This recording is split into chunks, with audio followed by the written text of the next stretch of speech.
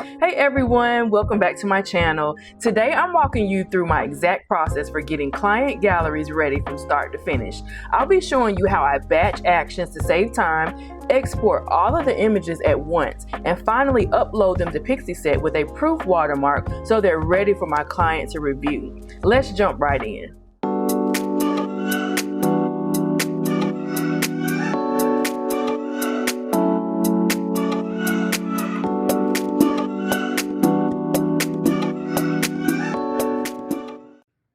Let's start by opening up the particular file location for where we're going to work on these photos.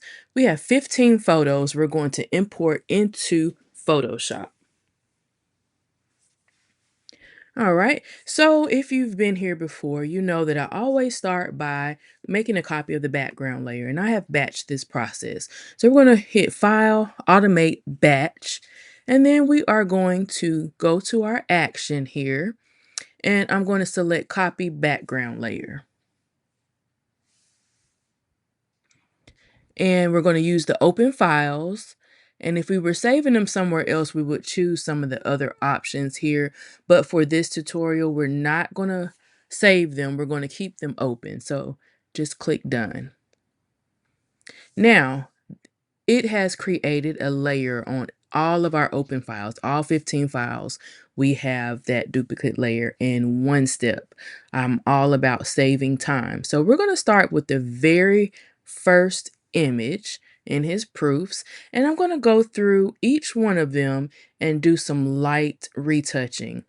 I will do the full process once my clients picks their picture. So just to get the little scuffs off the backdrop, I'm going to use my mixer brush, and I'm just going to paint over and smooth out those little blemishes on the backdrop. So I'm going to do this for every single photo in this set.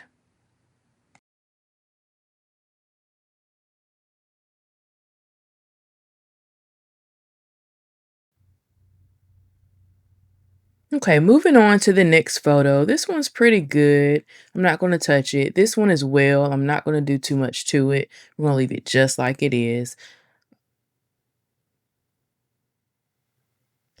I am going to brush over the backdrop. I'm just a stickler on little blemishes and marks. Even though my clients know that this is not the final image, I just like to kind of smooth out any bends or anything. So now for this particular photo, we're going to have to do a little bit more. I'm going to get out the drop off of the backdrop there. And by doing this, I'm going to use my lasso tool and select the portion that I want to fill in the backdrop with. So once I have it all selected, I'm going to hit generative fill and let it work the magic for me. It's going to give you a few options to choose from. And like I said, for just the proofs, I'm not going to get it just too perfect until my client chooses. So I'm gonna go with this one, and I am just kind of gonna compare, just see how it looks. And I'm also gonna like take the mixer brush and just smooth out a little of those edges a little bit.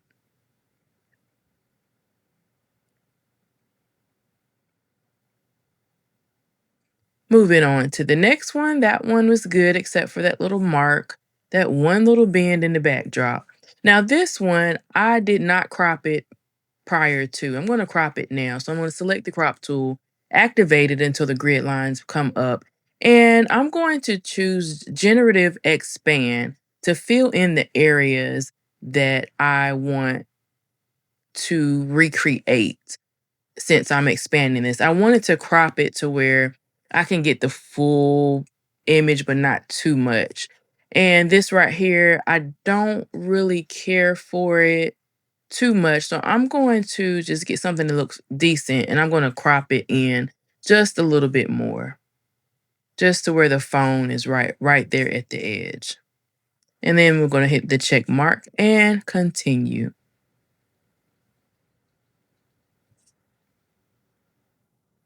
All right, for this one, I'm going to crop it a little more, and I'm going to expand it because his toes were right there at the edge, and I want to fix that to make it look more the composition a little more a little better. So I'm going to also use the generative expand to help me do that.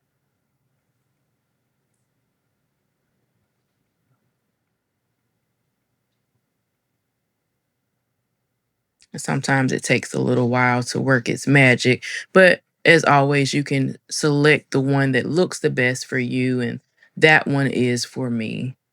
So I'm going to leave it right there and merge it down.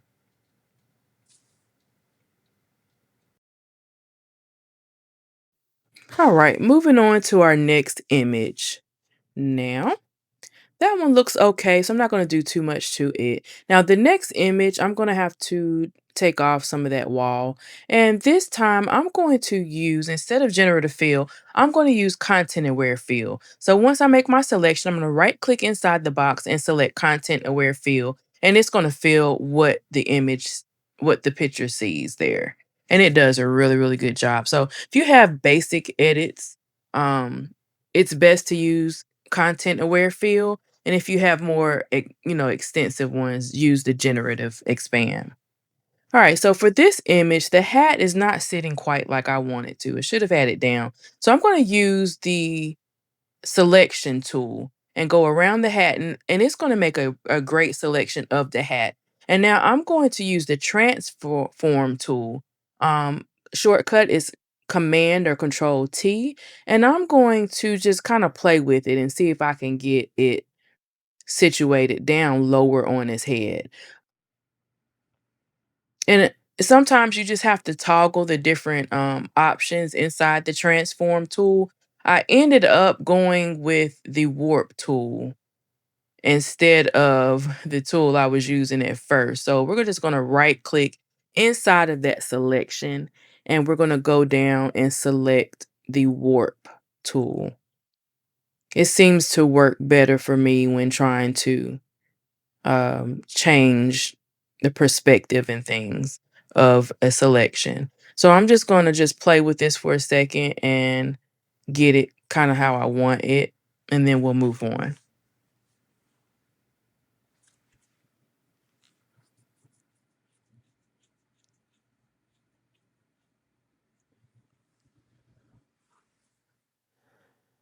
All right, after I've got it like I want it, you see there's extra hat around the side. So I'm going to right click and select the inverse. And what I'm going to do is just going to fill in the hat, the original hat with the background, essentially erasing the original hat since I got it where I want it. I'll go more into depth in another video on these tools. So don't worry if I'm moving a little too fast. So the next thing I'm going to do is I noticed that his eye was he was kind of looking a little weird, and that was my probably my fault with the pose. But generative fill is great on fixing things, kind of knowing what you want to do. So I'm just going to make a selection with the lasso tool around the eye and just toggle through the different options it gives me to kind of, change the direction of his eye on there. And once I have it like I want it, we're just going to leave it as is. And this is the very last one. We're going to do a content aware fill again to get the wall out and fill in the backdrop. And we are going to be done.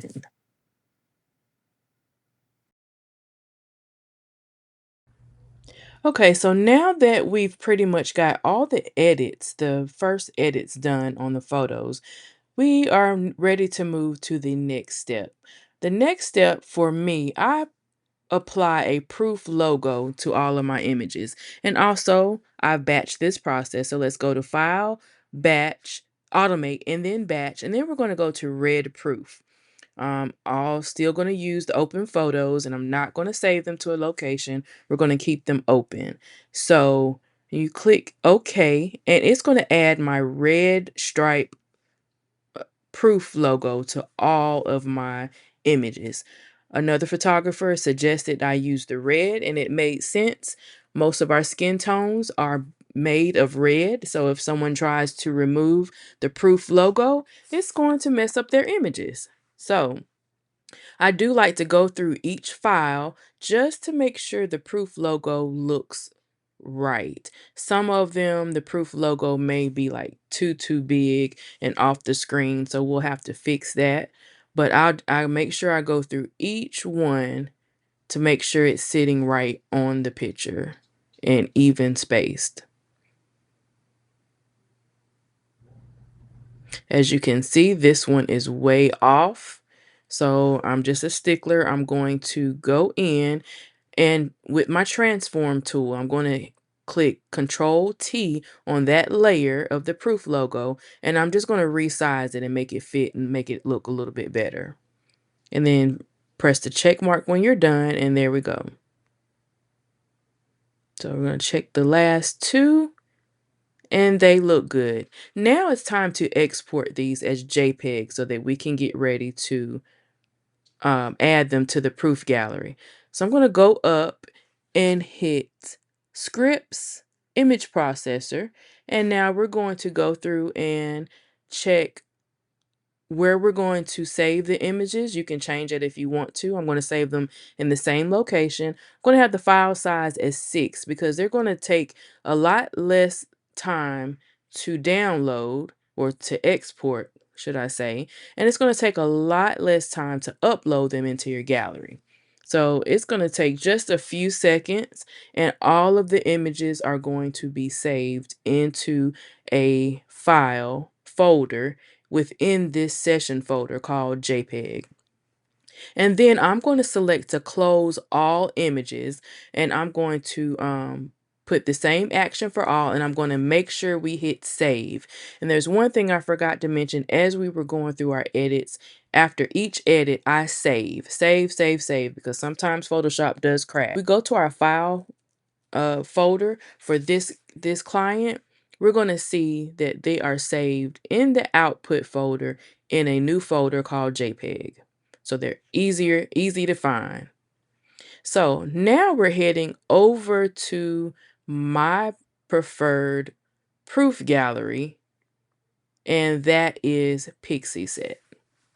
So we're going to head over here and upload all of those photos we just exported and put them into Pixieset so that we can build a gallery. If you don't already have Pixieset, I do highly recommend Pixieset. I have been using it for years and years, and it's so easy to use. They are constantly updating things in the gallery, so it makes it so easy for both photographer and client. So I'm starting from my dashboard. I'm going to create a new collection, and when you click that, I already have stuff preset. As you begin to use it, you'll get your own presets. I have one especially for my proofing. So I'm going to just enter a collection name. It's going to be my client's name and what the session was. And I've got it set for proofs, and I've got my ACB logo uploaded already too. So we're just going to click Browse Files, and we're going to navigate to the folder where we saved those JPEGs, and we're just going to upload all of them. The process is going to be sped up on your end for this video purpose, but it doesn't take long at all, especially saving them as the file size 6. It still gives them a crisp photo to look at and view, but the upload speeds are amazing. Now that all the photos are uploaded, you can change the cover image, you can change the gallery layout, you can change the focal point of the cover image. There's just so many things that you can do, and it just gives it a smooth, professional flow. That's what I love most about it. You can change up, there's different templates here. You can also just change it up and click preview to see a preview of what the client's going to see. So once it uploads, if you just go over here and click preview, it will show you an overview of what the gallery looks like.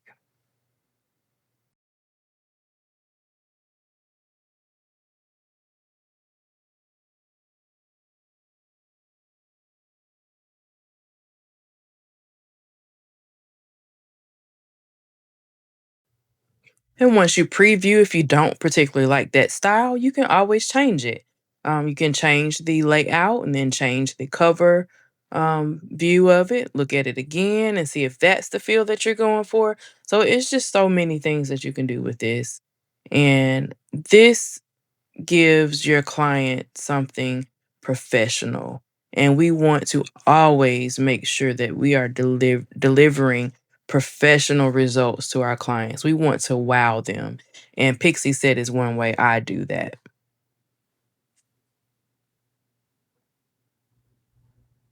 You can also click down here and it's going to give you a preview of what it's going to look like on mobile. So you can toggle between the desktop and mobile. Now, there are also several different settings in here that you can turn off and on as you please. You can add your client's name to the gallery, so that way you can just easily click and send it to them. You can turn on and off downloading. You can turn on and off favoriting. So this is how I set up my gallery so that my client can pick their images. I go over here to the favorites activity and I'm going to set up two favorites list according to my clients. I'm going to add the client's email in there and I'm going to create two lists. One list is going to be for them to pick their images that are included with their session package.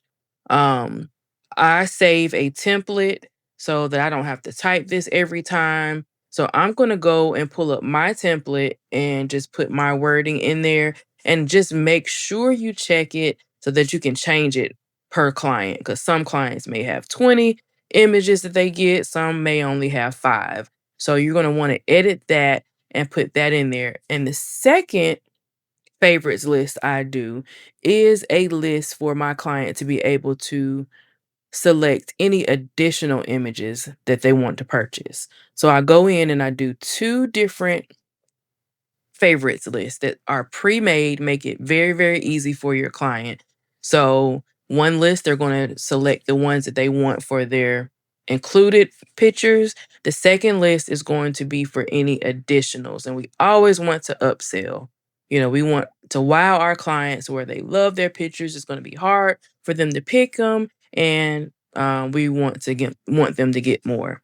So last step in my process, I do have email templates to go along with both the proofing and the photo delivery. So mine are pre-made. Here's my template. I'm just going to pop that in there, edit it depending on what type of session it is. Make sure that everything is correct. And we're going to send. And I always send myself a copy so that I can see exactly what the client sees.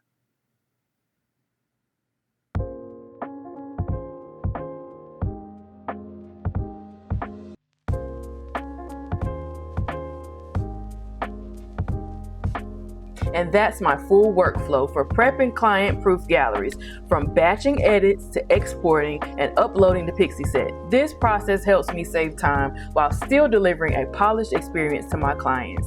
If you found this video helpful, don't forget to like the video, subscribe for more photography tips, and drop any questions in the comments. Thanks for watching, and I'll see you in the next one.